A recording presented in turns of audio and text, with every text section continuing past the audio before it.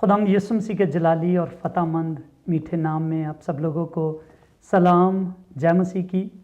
और आज हमारे दरमियान हमारे एक बड़े प्यारे दोस्त खुदा के खादम पास्टर जैमल भंडाल हैं जो कि यूके से हैं, और आज हम उनसे कुछ बातें करेंगे। और मेरा ईमान है, उम्मीद है कि ये गुफ्तगू हमारी ज़िंदगियों को, बल्कि बहुतों की ज़िंदगियों को बदलेगी और हम खुदा के जलाल के लिए इस्तेमाल होंगे। पास्टर जी, आपको वेलकम, जय मसीह की सलाम। थैंक यू, जय मसीह दी सलाम। जिन्ने भी देखने वाले थोड़े ਸਰੋਤੇ ने देखने वाले ने उन्होंने सबनों साढ़े वालों जय मसीह दी सलाम। पास्टर जी, आपसे पूछना चाहता हूँ कि आपकी फैमिली में कौन कौन से लोग हैं और आप किस फैमिली से आते हैं? जी, तो एक्चुअली मेरा पिछोकड़ जो है, मेरा बैकग्राउंड पंजाब इंडिया में, और मेरी फैमिली, मैं एक सिख परिवार में पैदा हुआ था और जिमींदार घराने में। तो मेरा बैकग्राउंड यही था। उसके बाद में मैं यूके में 97 में आया, तो अभी मैं यूके में ही रहता हूँ। तो अब वहाँ पर यूके में क्या काम कर रहे हैं? अभी तो मेरा फुल टाइम सेवका ही है। वैसे मैं काम भी करता हूँ, अपना बिजनेस भी है, मगर मैं सेवा में लाइक ये बोलो कि 90% जो मेरा टाइम है वो सेवा में ही है। तो आपसे ये पूछना चाहता हूँ कि आप एक सिख फैमिली में पैदा हुए जी, और कैसे लाइफ थी? रिलीजियस थे या सेकुलर लाइफ आपकी शुरू के दिनों में थी? बिल्कुल जैसे बोला जाता है कि कट्टरपंथ, प्रॉपर वो नहीं था। मैं नॉर्मल जैसे लोग हैं वहाँ, खुदा को प्यार करने वाले। तो चाहे धर्म कोई भी हो, प्यार उतना ही होता है हर के मन में। तो मेरे भी मन में प्यार था, बस खुदा को ढूंढना था, वो ही एक तमन्ना थी। और इसीलिए गुरुद्वारे में भी जाते थे, और जो जहाँ भी कोई बोले, मंदिर में, मस्जिद में, सभी जगह में जाना रहता था पहले, जब मैं प्रभु में नहीं था। तो आपसे पूछना चाहता हूँ, खुदावंद यीशु मसीह को कैसे आपने पाया? आप किस तरह से खुदावंद यीशु मसीह के फॉलोअर बने? यानी मैं जानना चाहता हूँ आपकी लाइफ चेंजिंग टेस्टिमनी क्या है? एक्चुअली टेस्टिमनी तो बहुत लंबी है, बहुत दफ़ा मैं दे चुका हूँ, मगर मैं शॉर्ट में बताता हूँ कि मेरी वाइफ आई थी पहले। मैं प्रभु यीशु मसीह के बारे में बिल्कुल नहीं जानता था, और ना मुझे पता ही था हालेलुया किसको बोलते हैं, आमीन किसको बोलते हैं, क्योंकि मैं पंजाब में रहा। तो हमारे पंजाब में बिल्कुल कोई चर्च नहीं था। तो जब मैं आया तब तो बहुत, अभी तो बहुत खुदा का नाम, खुदा का बहुत काम हो रहा है पंजाब में। पहले तो किसी को पता ही नहीं था चर्च के बारे में, इवन पादरी का जरूर पता था। तो मैं कम पढ़ा था, इसीलिए मैंने पास्टर का भी नहीं पता था। अच्छा। पादरी का जरूर सुना था, तो लिटरली सुना था। मगर जब मैं यूके में आया तो मेरे को पता लगा कि पास्टर भी होते हैं चर्च के, जैसे मौलवी होते हैं मस्जिद में। ऐसे बाद में पता लगा कि पास्टर होते हैं यहाँ। तो हमारे वहाँ पादरी ही बोलते थे इंडिया में। तो इतना थोड़ा सा नॉलेज थी, मगर मैंने खुदा को ज़्यादा, जहाँ मेरी वाइफ ने जाना शुरू किया चर्च में, मेन प्रॉब्लम आई थी मेरे बेटे की। मेरा बेटा बहुत बोलता नहीं था, बिल्कुल नहीं बोलता था। अच्छा। तो उसकी लाइक डॉक्टर कहते थे कि इसकी जो जितना मर्जी बड़ा हो, जब ये 12 साल का होगा तब 2 साल की इसकी सोच होगी। तो बिल्कुल उसको पता नहीं था कैसे बाथरूम में जाना, कैसे खाना खाना, कुछ भी, कोई भी उसको कुछ भी नहीं था पता। कितने साल का था वो? तो उस वक्त आई थिंक सो अबाउट कोई नियर अबाउट 5 साल का होगा। अच्छा। तो मैंने फिर, वाइफ ने मेरे को पूछा नहीं, वैसे ही तो चर्च में जाना शुरू किया। तो मैं वाइफ के खिलाफ था। अच्छा। जब उसने चर्च जाना शुरू किया, ठीक है। तो टोटली, क्योंकि मेरे में वो था कि मैं अपने गुरुओं को जानता हूँ।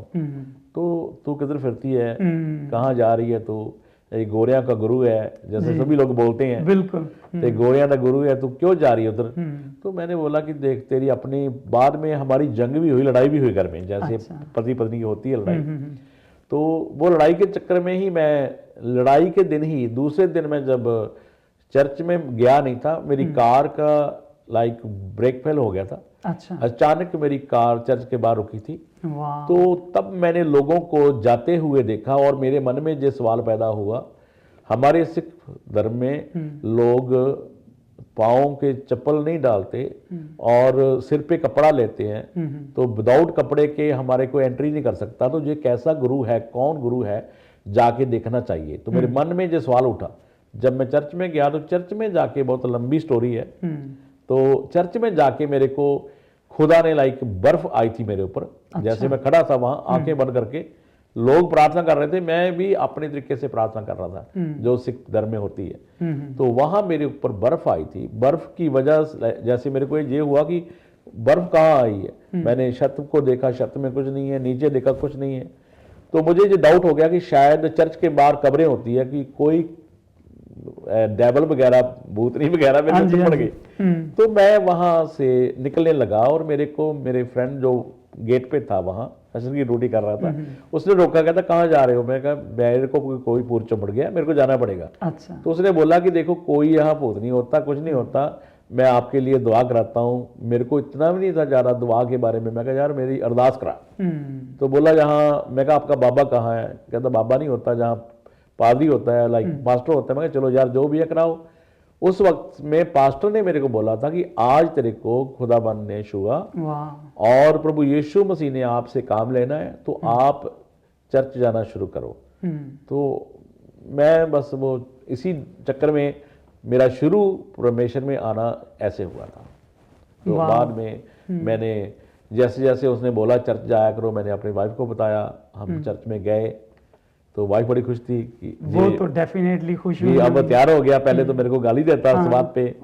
तो बस उस दिन से लेके आज तक खुदा ने अपना काम इतना मेरे से लिया तो मैं सोच नहीं सकता।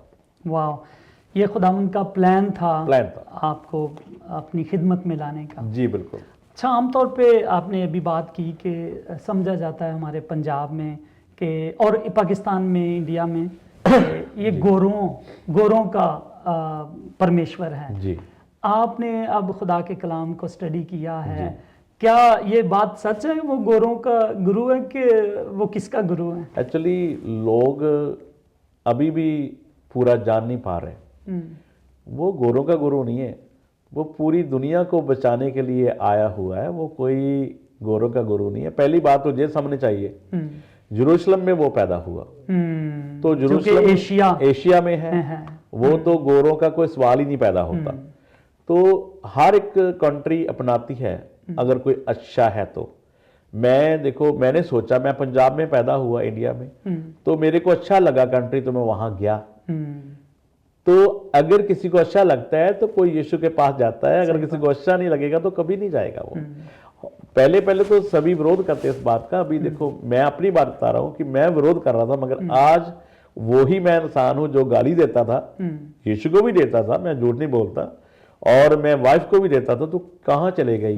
गोरों का गुरु है। अब वो उन लोगों की कसूर नहीं है, उनको पता नहीं है एक्चुअली कि परमेश्वर कौन है, खुदा कौन है। खुदा ने हमारे लिए ही तो भेजा था उसको, हम ये नहीं जान पा रहे। अगर कोई स्टडी करे, बाइबल को रीड करे, तो उसको पता लग जाएगा उनको कि वाकया में ही यीशु मसीह हमें बचाने के लिए इस धरती पे आया। आमीन आमीन। वो मत्ती 3:16 बिल्कुल बड़ी मशहूर है कि खुदावंद ने दुनिया से ऐसा प्रेम किया कि उसने अपना इकलौता बेटा बख्श दिया, ताकि जो कोई मान लाए वो हलाक ना हो बल्कि हमेशा का जीवन पाए। हमेशा की जिंदगी की बात है। आमीन आमीन। और वो सिर्फ गोरों का नहीं है, वो सारी दुनिया का है वो। Praise the Lord. अच्छा, एक और बड़ी गलतफहमी पाई जाती है हमारे लोगों में जी। कहते हैं कि ये जो क्रिश्चियन बनते हैं ये पैसे लेके क्रिश्चियन बनते हैं। क्या आपको भी किसी ने ऑफर किया? चलो, मैं अभी आपके स्रोतों को, देखने वालों को भी कहता हूँ, सुनने वालों को भी कहता हूँ कि देखो, अगर ऐसा किसी को लगता है, मैं किसी की बात नहीं कर रहा, मैं अपनी बात कर रहा हूं। चलो ऐसा करो, ज्यादा नहीं ना, ज्यादा भी नहीं कह रहा मैं, अगर कोई 2 करोड़ रुपया भी लेके मेरे पास आ जाएगा ना, ज्यादा पैसे बोल दो तो बहुत बड़ी बात हो जाती है, मुंह बड़ा हो जाता है। मैं 1-2 करोड़ की बात ही करता हूं। अगर 2 करोड़ रुपया भी लेके मेरे पास आ जाएगा तो मैं कहता हूं कि अगर 20 करोड़ भी लेके आ जाए तो सवाल ही नहीं पैदा होना मुझे कोई चेंज करके दिखाए। अगर कोई है किसी में ताकत तो लेके आओ, ऐसे नहीं कुछ चेंज होता। जब तक उसकी दया नहीं होती तब तक कोई चेंज नहीं हो सकता। उसने लिखा है, बाइबल में लिखा है ना, मैंने आपको मां की कुट के अंदर पैदा होने से पहले ही चुन लिया। वाह, प्रेज द लॉर्ड। तो वो कैसे कोई चुनेगा किसी को? कोई किसी को चुन नहीं सकता, कोई किसी को पैसा नहीं दे सकता। ये तो मुंह बोली बात है, सब लोग ऐसे बोलते रहते हैं। आज तक कोई भी कभी कबर आई हो, किसी को कभी किसी ने पकड़ा हो पैसे के चक्कर में, ये लोगों की सुनी सुनाई बातें और मुंह से बोली बातें हैं। कोई ऐसा काम नहीं है, आज तक कभी कोई ऐसी बात आई नहीं है। बोलने को क्या है, बोलने को तो कुछ भी बोलते हैं लोग, मगर मैं इस बात को क्लियर कहता हूं कि मैंने आज तक किसी को सुना नहीं कि कोई आदमी किसी को पैसे देके किसी ने खरीदा हो। अगर ऐसी बात है तो वो जितने लोग अभी क्रिश्चियन बन रहे हैं तो वो दूसरे लोग उनको खरीद सकते हैं। बिल्कुल सिंपल सी बात है। यही बात मैं आपको मेरे दिल में आ रही थी जी। मैं यहाँ तकरीबन ये 7वां साल है मैं खिदमत कर रहा हूँ जी। और अब खिदमत कर रहे हैं, हम यीशु के बारे में बताते हैं, बिल्कुल। लेकिन पैसे नहीं है हमारे पास देने के लिए। बिल्कुल। हमारे पास है खुदा के कलाम की बातें, हमारे पास यीशु की मोहब्बत है जो हम उनके साथ बांट सकते हैं, लेकिन पैसे या कोई लालच ये हमारे पास नहीं है कि कुछ दे के हम उनको। मैं आपकी बात से बात कर रहा हूँ कि 490 मेरे पास ब्रांच है रब की बात चर्च, रब दी बात चर्च। देखो इतनी ब्रांच होने के बावजूद अगर मैं पैसे देने लग गया, सोच के देखो, अगर मैं 1000 भी दूंगा तो मेरा 490 मेरा इतना 1000 चला जाएगा, तो मैं कहां से लेके आऊंगा? बिल्कुल।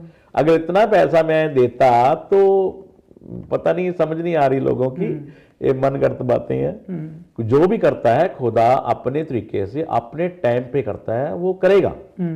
अगर सताओ है तो खुदावन है, तो जो सताव करते हैं उनको पहले पकड़ता है खुदा। जैसे संत पौलुस को पकड़ा, जी बिल्कुल, वो सताव करता था। तो देखो आधे से ज्यादा बाइबल संत पौलुस की लिखी गई है। क्यों? नया नेम, इसीलिए क्योंकि सताव वो करता था तो उसको ही चुना खुदा ने। कहता ए तू क्यों मेरी लोगों पे सताव करता है, तो उसने चुन लिया ना। ऐसे आज भी जो सताव करने वाले हैं, मेरा विश्वास है, मेरी प्रार्थना उन लोगों के लिए कि खुदा उन्हें भी चेंज करेगा। आमीन। और आपने बड़ी खूबसूरत बात कही, आपने कहा कि मेरे अब इतने वर्ल्ड में चर्चेज हैं और लोगों को पैसे देने लगूं तो कहां से वो पैसे लाऊंगा? कहां से आएंगे, कहां से? हमारे चर्च में एक एल्डर हैं, उन्होंने एक बात सुनाई। उन्होंने कहा, मेरे गुरु ने कहा कि अगर तुमने भक्ति करनी है ना तो जितने देवी देवता है ना उनको 1-1 यूरो बांटो। तो ये बात मैं सुन के बड़ा हैरान हुआ। वो कहता है कि अब 1-1 यूरो अगर सबको बांटा जाए तो 1,33 करोड़ हो जाएंगे। तो अब वो पैसे मैं कहां से लाऊंगा कि वो बांटूं? तो ये मुमकिन नहीं है किसी भी तरह से कि हम पैसे दे के किसी को किसी मजहब में लाएं या खरीद लें, ये इसका तुक ही नहीं बनता। आपने बड़ी अच्छी बात की कि मसीहियों को जो है पौलुस रसूल जो था, इससे पहले कि वो पौलुस रसूल बनता, वो साउल उसका नाम था और वो मसीहियों को सताता था। आज भी पास्टर जी हमें नजर आता है कि मसीहियों को सताया जाता है जी। आप क्या समझते हैं इंडिया और पाकिस्तान में किस तरह से मसीहियों को सताया जा रहा है? यही मेन मुद्दा आता है कि हर इंसान अपने धर्म में चाहता है कि मैं अपने धर्म को और बढ़ाऊं, मगर धर्म में बढ़ाने की बात नहीं है, लोगों को खुदा के साथ जोड़ने की बात है। यीशु मसीह, प्रभु यीशु मसीह भी दुनिया में लोगों को खुदा के साथ जोड़ने आया था, ना कि तोड़ने आया था।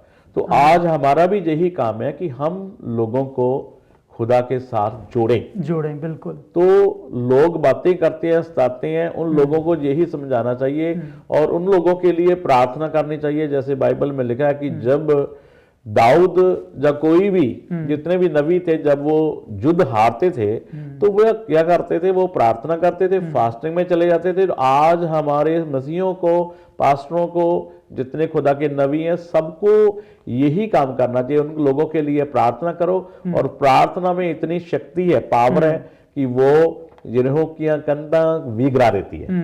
आमीन, आमीन, आमीन। अच्छा, एक और बात भी है जो मसीहत को आजकल दरकार है जी।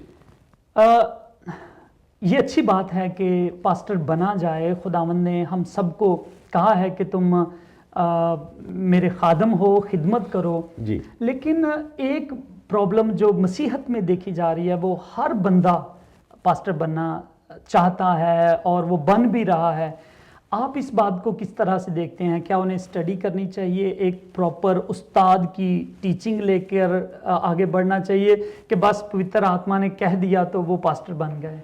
देखो, पहली बात तो ये है कि अभी मेन मुद्दा ये है, जैसे आप बोल रहे हो, मेन मकसद ये है कि हर इंसान चाहता है कि मैं पास्टर बनूं। और दूसरा पत्रस उसकी दूसरे चैप्टर में साफ साफ क्लियर कट पे लिखा है कि बहुत सारे ऐसे आएंगे, वो गलत प्रचार करेंगे, उसको झूठा नबी बोला जाएगा।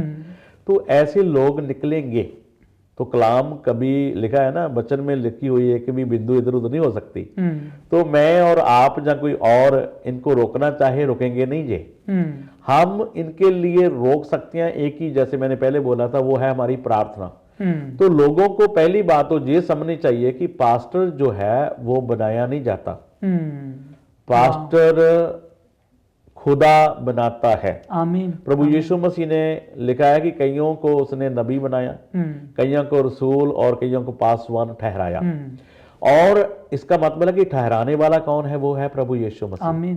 तो और प्रभु यीशु मसीह के ही चेले हैं, वो चेले ही आगे बढ़ा सकते हैं, क्योंकि उन प्रभु यीशु मसीह ने अपने चेलों को अधिकार दे दिया। अभी वो अधिकार जो पास्टरों के पास है, वो ही पास्टर बना सकते हैं। आज इंसान चाहता है कि मैं खुद पास्टर बनूं, वो खादम कोई भी ऐसे डायरेक्ट में नहीं बन सकता। वो बुजुर्ग बजान, देखो संत पौलुस कितनी बार अपने खतों में लिखता था, फिसिया में लिखा उसने कि भाई वो खुदा था, वो तीसरे समान से नीचे से आया, ऊपर तीसरे समान से आया तो वहां ही वापस चला गया, ऊपर से आया तो ऊपर कोई चला गया, यहां आके वो प्रेम और शांति दे के गया। और वो ही कर सकता था, वो ही बना सकता, जैसे अफसिया में लिखा है। तो मगर प्रॉब्लम ये आती है कि लोग आज नहीं समझ रहे इस बात को। लोगों के अंदर ऐसा है कि बस झटपट में पास्टर बन जाऊं और झटपट में सारा काम हो जाए। एक्चुअली वो लोग इतना नहीं उनको पता कि सबसे ज्यादा सजा तो पास्टर को मिलेगी। सही बात है। तो जैसे टीचर होता है ना, एक क्लास में टीचर होता है, तो वो अपने स्टूडेंट को जब वो पढ़ाई देता है ना, वो एग्जाम कुछ भी उनको सिखाता है, तो हेड मास्टर जब ऊपर से आता है तो वो हेड मास्टर बच्चों को नहीं पूछता, वो आके टीचर को पूछता है। सही तो इसी तरह ही खुदावन जब बोलेगा, पूछेगा, वो कलीसिया को नहीं पूछेगा, वो टीचर को ही पूछेगा, पास्टर को ही पूछेगा, हाँ भी मेरी बेड़े कहाँ है। इसीलिए तो पतरस को वो बार बार बोल रहा था, तू मेरी बेड़ों को चराएगा? वो कहता हाँ गुरुजी मैं करूंगा। फिर बोला वाक्य में तू मेरी बेड़ों को चराएगा? फिर बोला, क्योंकि वो बार बार इसीलिए बोला था, उसको पता जो तीसरी बार जाके इसको समझ आएगी, नहीं तो मेरा इनकार करता रहेगा। तो इसीलिए आज पास्टर बनना कोई अपने आप नहीं बन सकता जब तक खुदा का खादम, कोई सच्चा खादम। आजकल तो माफ करना, कह भी नहीं सकता मैं, ऐसे खादम भी है जो लोगों को ऐसे पास्टर नहीं सीधा प्रॉफिट बना देते हैं। तो समझते नहीं, वो स्टडी का होना बहुत जरूरी है, पास्टर के साथ उसका रहना बहुत जरूरी है।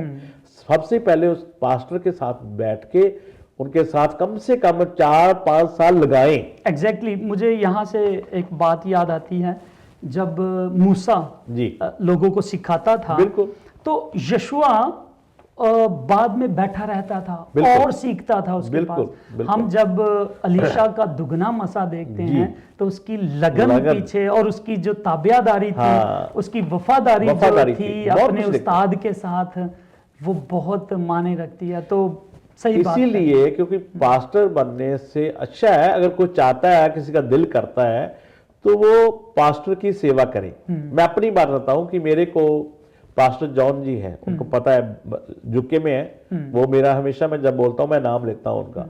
मैं अपने स्टूडियो में बैठा था, मेरे को आगे बोले, अच्छा यार पंडाल जी जे ਤੁਹਾਨੂੰ पास्टर बना दिता जाए, तो मैं उन्होंने अगे हाथ जोड़े सी कि मैं कहना जी वाह। मैं नहीं ये सेवा कर सकता, क्योंकि मैं इस लायक नहीं हूं। तब उस वक्त में मैं लायक नहीं था, मुझे तो पता ही नहीं था। तो अगर कोई ऐसा होता तो वो तो छाले मारता, छलांगे लगाता कि वाह जी वाह, कोई पास्टर बना रहा है। आजकल तो अभी 10 मिनट पहले मेरे को कॉल आया किसी का, किसी बहन का, पास्टर जी आप कहाँ हो? मैं कहा मैं तो मीटिंग में गया हूँ, कहीं ग्रीस में गया हूँ। अच्छा वापस कब आओगे? मैं कहा बस जल्दी आने वाला हूं, बोलिए। तो मुझे पता लगा आप पास्टर भी बनाते हो। मैं कहा हाँ जी बिल्कुल, तो मैं पास्टर बनना चाहती हूँ, बताओ। अच्छा। तो कैसे होता है कि लोग डिग्री बांटते हैं, जो कोई डिग्री तो ये थोड़ी है कोई डिग्री है जब मैं किसी को डिग्री दे रही।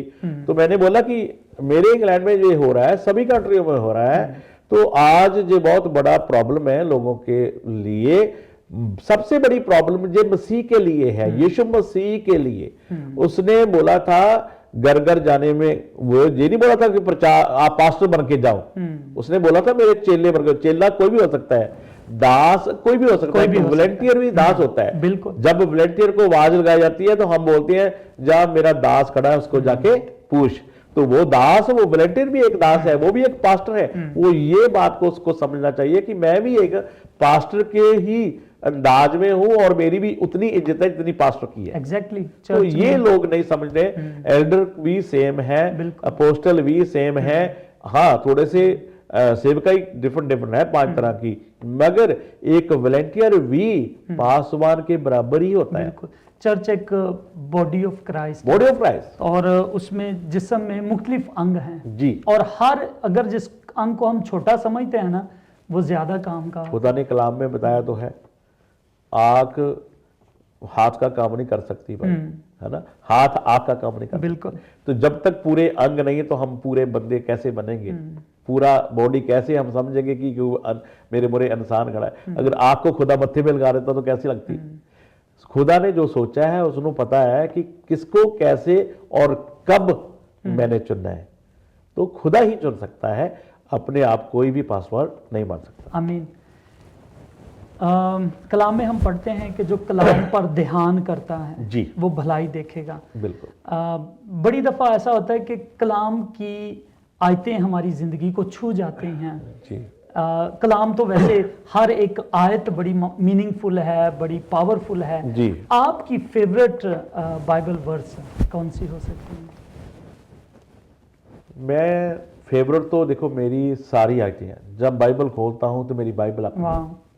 सच में बताऊं, मैंने कभी फेवरेट की बात ही नहीं की, मेरी तो पूरी बाइबल ही फेवरेट है। आमीन, आमीन। मैंने कभी किसी आयत को स्पेशल ही नहीं लिया। तो कभी कभी मैं ये चाहता हूं कि धन्यवाद हो कि जो खुदा ने हमें, लुका में लिखा ना, उसने हमें बचाने के लिए अपना पुत्र भेज दिया। तो ये हमारे लिए बड़ी बात है कि जिसने हमें चुन लिया। तो मैं धन्यवाद करता हूं कि खुदा ने सोचा हमारे लिए, एक लौता पुत्र हमारे लिए बख्श दिया कि जो हमें स्वर्ग में लेके जाए। तो और कोई ये काम कर नहीं सकता। सबसे बड़ी आयत तो मेरे लिए तो ये है। Praise the Lord, praise the Lord. खुदावंद का शुक्र है। अच्छा पास्टर जी, आप हमारे लोगों को, हमारे दोस्तों को जो देख रहे हैं हमें, आप उन्हें क्या मैसेज देना चाहते हैं? क्या आपके दिल की बात है जो आप उन तक करना चाहते हैं?